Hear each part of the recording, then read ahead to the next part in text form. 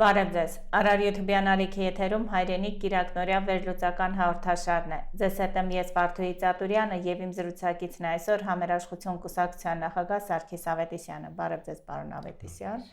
Պարոն Ավետիսյան, մեզ համար մայիսը հաղթանակների ամիս է և ուզում եմ նշենք նաև հաղթանակի մեծ հայրենական պատերազմի հաղթանակի և Շուշիի ազատագրման օրն էր նախորդ շաբաթ։ Կուզեմ անդրադարձ ունենանք այս հաղթանակները մեզ համար ինչ է նշանակում այժմ այս նոր կարգավիճակում։ Մայիսը մեր համար հաղթական ամիս է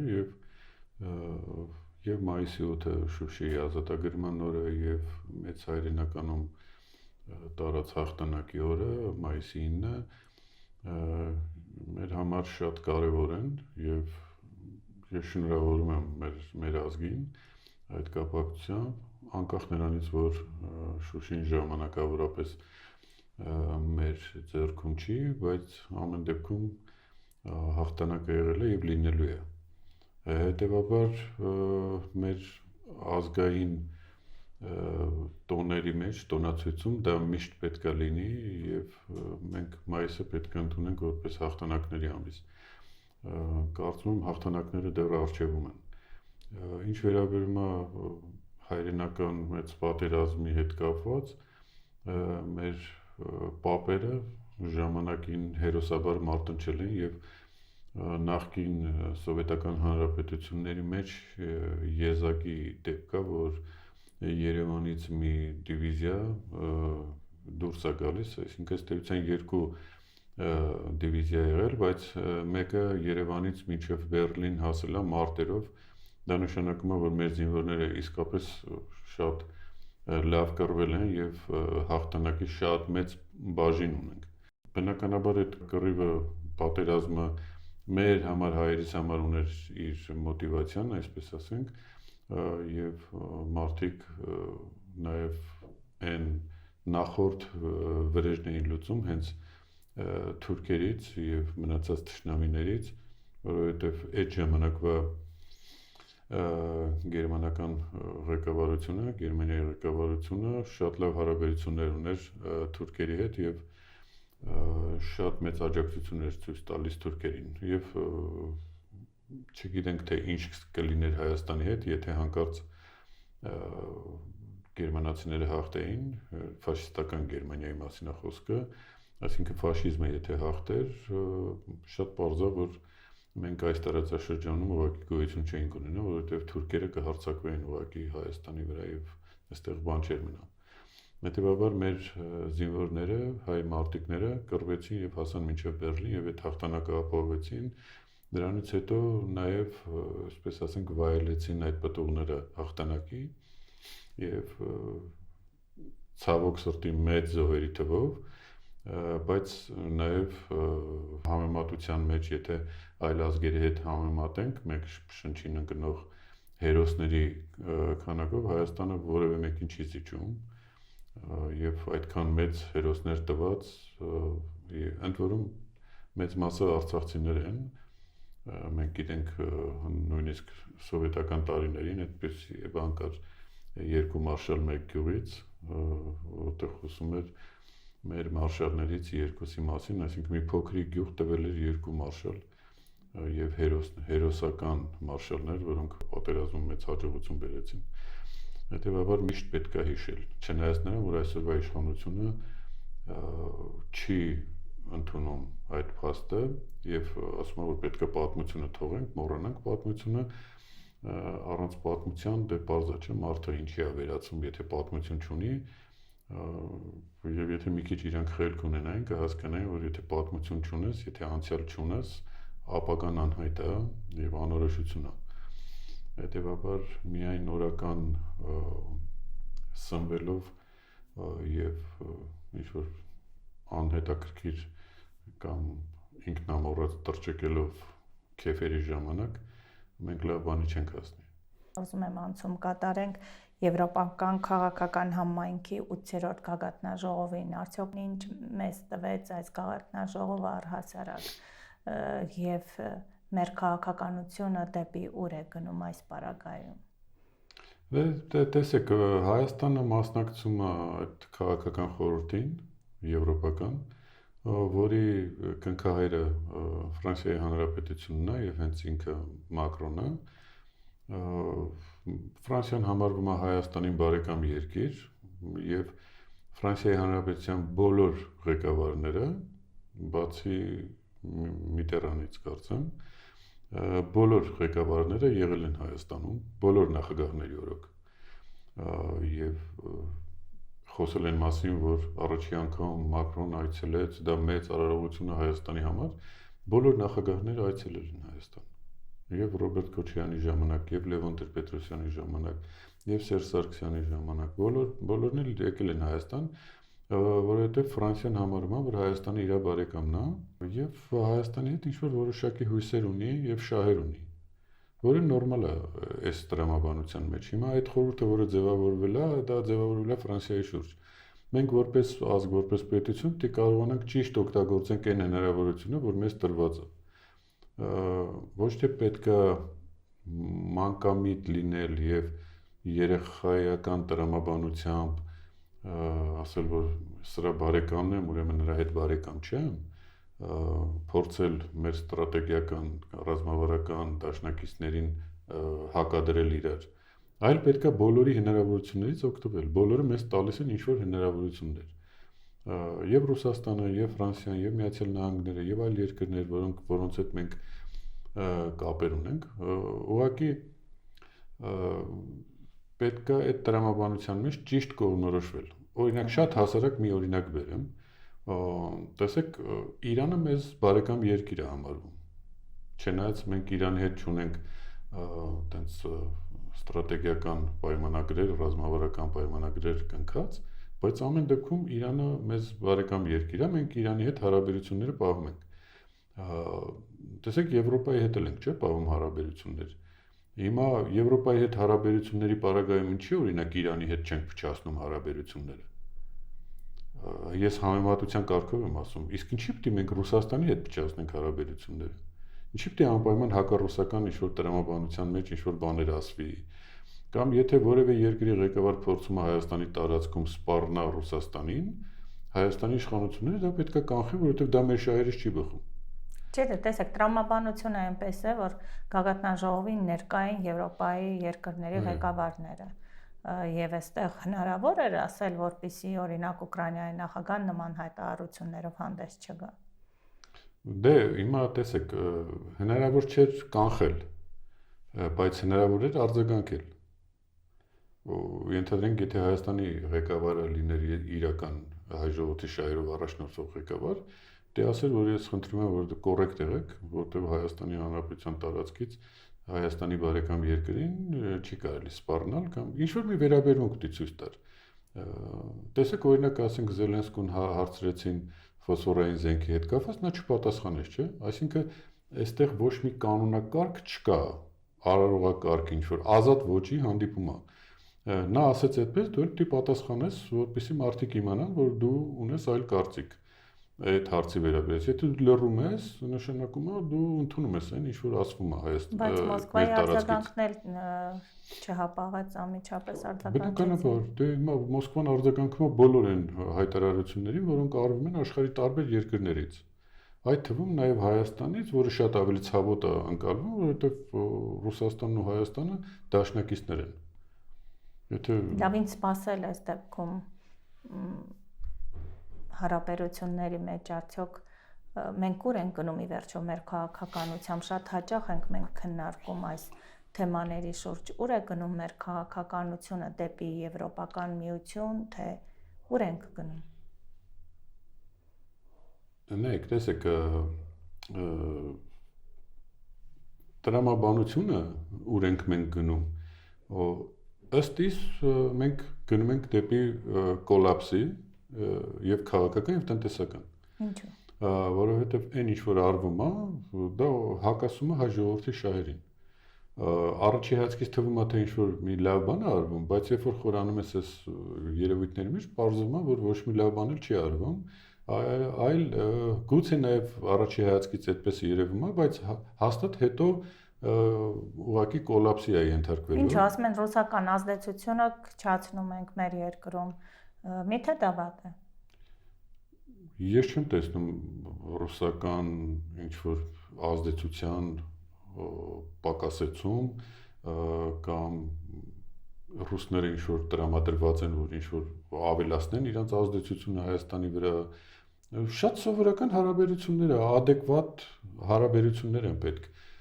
Եթե ռուսները մեր հետ շփվում են, նորմալ հարաբերություններ ունեն մեր հետ, եւ մենք ռուսների հետ ունենք պայմանագրեր տարբեր տեսակի, այդ հարաբերությունների մեջ դա ազդեցություն է, թե փոխգործակցություն է։ Երկուսն էլ։ Պետք է այդ հարաբերությունները պահել։ Չի կարող լինել, որ միշտ ռուսները ինչ-որ բաներ պահեն, մենք չպահենք։ Եվ հակառակը։ Հետևաբար նշանակում է, որ պետք է այդ հարաբերությունները ճշտվի եւ պարզաբանվի։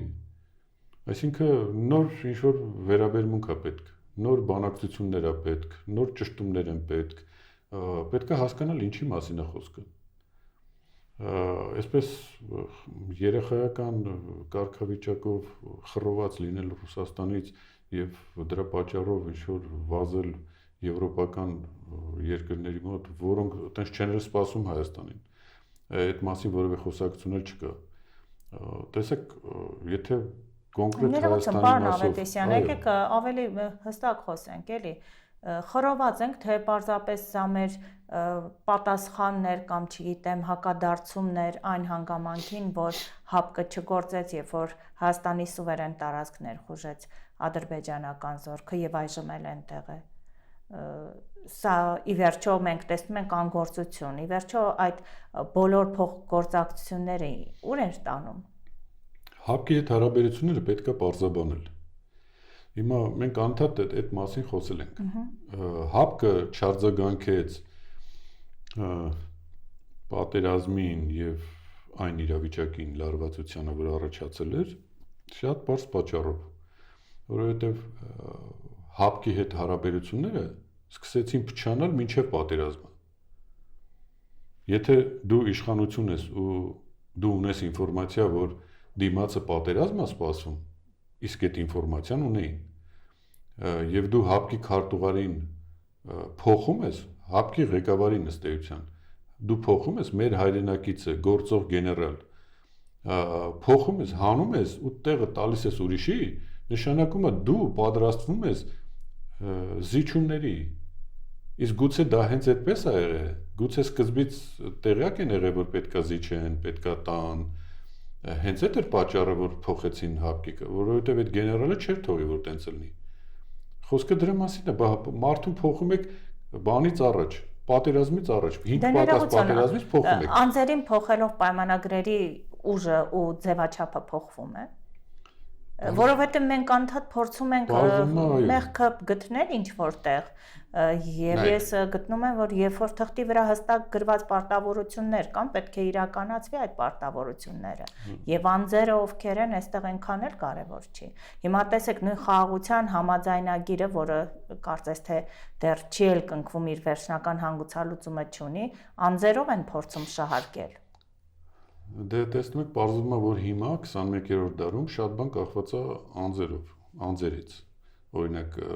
Ամերիկայի հետ հարաբերությունները կախված է կոնկրետ մի անձից, Տրամպից։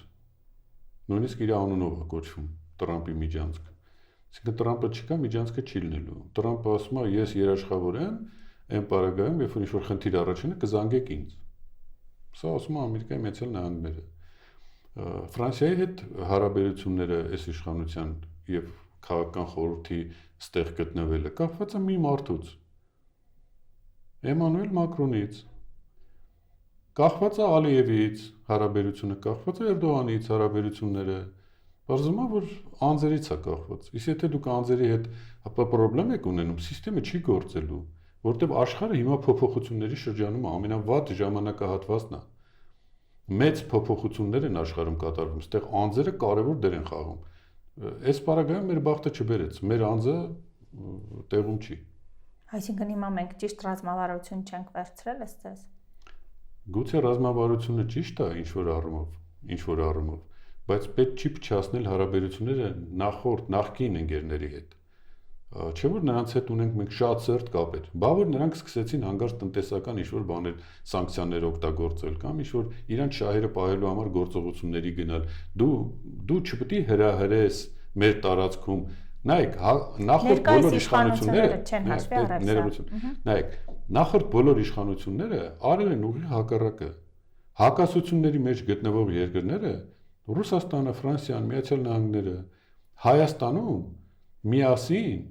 ստեղծել են մի կառույց, որը կոչվում է ԵՀԿ Մինսկի խումբ։ Այսինքն 3 երկիր իրար հետ հակասությունների մեջ Հայաստանում աշխատում էին,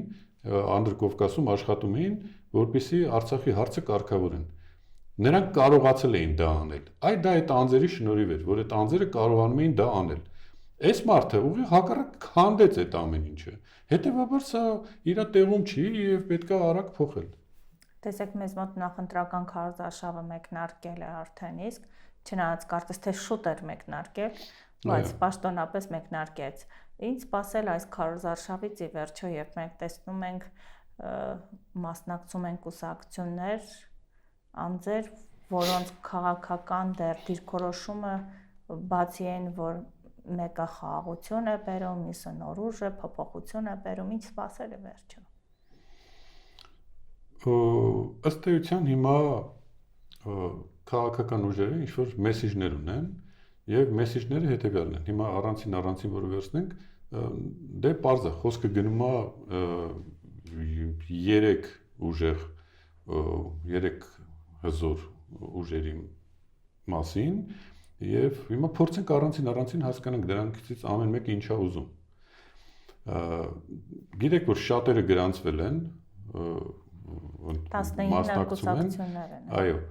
շատերը մասնակցում են, մեր վերաբերմունքը դրա մասով գիտեք, որ մենք չմտանք այդ պայքարի մեջ մի քանի պատճառներով։ Եվ ամենագլխավոր պայմաններից մեկը նա է, որ այս եթե չհաղթահարես ուրեմն 4%-անոց արգելանքը, այդ ձայները փոշիացվում են։ Եվ պարզվում է, որ այդ բավականին մեծ թիվ է լինելու այդ փոշիացված ձայները։ Մենք դրա համար առաջարկում ենք տարբերակ, երբ որ ասում ենք, որ պետքա դրսում ձևավորել դաշինք մի բևեռով գնալ ընտրությունների, որպեսզի բոլոր փոքր ձայները լցվեն միտեղ ու դառնա դա մի հսկայական բան, ուտեղ շատ մեծ էր հավանականությունը, որ մենք կհաղթենք, ընդդիմությունը կհաղթի, իշխանությունը կպարտվի բնականաբար։ Բայց այդպես չարեցին, չգիտեմ ինչի։ Գուցե ինչ-որ հաշվարկներ ունեին, գուցե պայմանավորվել էին, ամեն մեկը փորձեց իր համար գնա եւ այդտենց շատացան նաեւ այդ փոշիացնողները։ Պարզ է, չէ՞ որ ասենք հենց այնց չի այդ գումարները ինչ-որ կորցնելը, ինչ-որ մեկը դրել է այդ գումարները կամ իրանք են թեկուզ դրել հենց մենակ Երևանու համար ընդհանրապես որ մասնակցում են, բայց բոլորը գիտեն հաստատ, որ իրանք չեն հաղթահարելու այդ փոքր ուժերի մասին, ու այդ ձայները փոշիացվելու են։ Հետևաբար մենք դա համարում ենք սխալ։ Իսկ այն եղած հիմնական ուժերը, 3 ուժերը, որոնք կան, իրանք ունեն իրանց մեսիջները։ Օրինակ, առաջին մեսիջը, որ հայտնում է եւ տալիս է մեր հասարակությանը, այդ գործող իշխանությունն ասում է հետեւյալը, որ ես ուղղակի ցիտում եմ իրանց առաջնորդի խոսքերը, որը ասում է, եթե ես չընտրվեմ, եթե ԿՊ-ն չհաղթի, կլինի պատերազմ։ Այսինքն սա առաջի դեպքն է, որ երկրի ղեկավարը ուղղակի սպառնում է հասարակությանը, որ ստիպված դու պետք է գաք քվեարկեք իմ օգտին։ Եթե չեք ընտրվում, եթե ես չեմ ընտրվում, հենց այդպես էլ ասվում է, հետաքրքիր է, որ եթե ես չեմ ընտրվում, լինելու է պատերազմ։ Սա ֆիքսենք այս պահը։ Նորից անձերի հետ կապեցին։ Նայեք, որ ինքը ասում է, եթե ես չեմ ընտրվում, լինելու է պատերազմ։ Հիմա օրենքը իրանք մինչև այդ փոխել են եւ պարզվում է, որ իրանք կարող են հայտարարել ռազմական դրություն եւ չեղարկել ընտրության արդյունքները։ Այս իշխանությունը կարող ընտրության արդյունքները չեղարկի։ Այսինքն նայեք ինչ դրամաբանություն է։ Եթե ինքը չի ընտրվում, ուրեմն բնականաբար այն ուժերը, որոնք շահագրգիռ են, որ ինքը մնա իշխանության, նրանք սկսում են սահմանային ինչ-որ միջադեպեր։ Իրանք շատ արագ համարում են, որ պետք է ռազմական դրություն մտցնել, քանի որ սահմանի վրա հարձակում կա, հետևաբար ընտրության արդյունքները չեղարկվում են, հետո այդ հարցը լուծվում է սահմանի հետ կապված, ինքը մնում է նորից իշխանության, այսինքն արդյունքները չեղարկվել են արդեն։ Սա պատկերացնում եք, այս օրենքով մենք գնում ենք ընտրություններ, այսինքն միանշանակ առանց կասկածելու այս մարդը նորից մնում է իշխանության։ Եվ բնականաբար, եթե ինքը հաղթում է, իրականում հաղթում է ընտրություններին, ինքը մնում է իշխանության։ Ինչի մասին է խոսքը։ Այս տրամաբանությամբ գնալ ընտրությունների նշանակում է կամ չհասկանալ, կամ ուղղակի փորձել կայանալ այս ընտրությունների ժամանակ որպես կուսակցություն, որ գոյություն ունենան, հետո նորից մասնակցեն այլ ընտրությունների։ Ուժեղ Հայաստանը, ըստ էս ինչ է Ուժեղ Հայաստանը նա մտածում է, որ հաղթելու է եւ մենք տեսնում ենք հստակ իր դիրքորոշումն է արտահայտում։ Ուժեղ Հայաստանը բնականաբար բոլորը գնում են հաղթելու, ասենք ամենափոքր կուսակցությանը հարցնեք, ինքը ասում է, որ ես գնում եմ հաղթելու, ոչ ոք չի գնում պարտվելու։ Հիմա ինչ որ ասում է Ուժեղ Հայաստանը, բնականաբար Ուժեղ Հայաստանը բոլորի հետ համեմատած ամենամեծ հնարավորությունները ունի ինչ որ արդյունքների հասնելու, բայց դրանք պետք է խելամիտ օգտագործվեն եւ իրանց ամենամեծ եւ գլխավոր խնդիրը պետք է լինի ոչ թե ուժեղ Երևանը, այլ կոնսոլիդացիան ապահովելը, համերաշխությունը քաղաքական դաշտում, հասարակության մեջ, այդ համերաշխությունը բերելը։ Իրանք ունեն այդ պոտենցիալը եւ իրանք կարող են դրա մեջ մտնել, որովհետեւ իրանք հենց դրանով են եկել։ Երբ որ եկեղեցու հետ կապված, վեհապարի հետ կապված խնդիր առաջացավ, իրանք միջոցով առաջացավ, չէ՞։ Իրանք այսինքն գլխավոր գաղափարը պետք է անեն հասարակության կոնսոլիդացիան եւ քաղաքական ուժերի կոնսոլիդացիան։ Հետևաբար իրանք այդ հնարավորություն ունեն եւ կարող են այդ մասում խոսել եւ այդ ուղղությամբ աշխատանքները տանել։ Մնացած բոլոր խոսակցությունները դրանք հերթապահ խոսակցություններ են, որոնք վերաբերում են տնտեսությանը, բան եւ այլ եւ այլ։ Մեր ժողովրդին առաջերտին պետք է անվտանգությունը ապահովված լինի եւ ներազգային համերաշխությունը։ Ողջունելի է, որ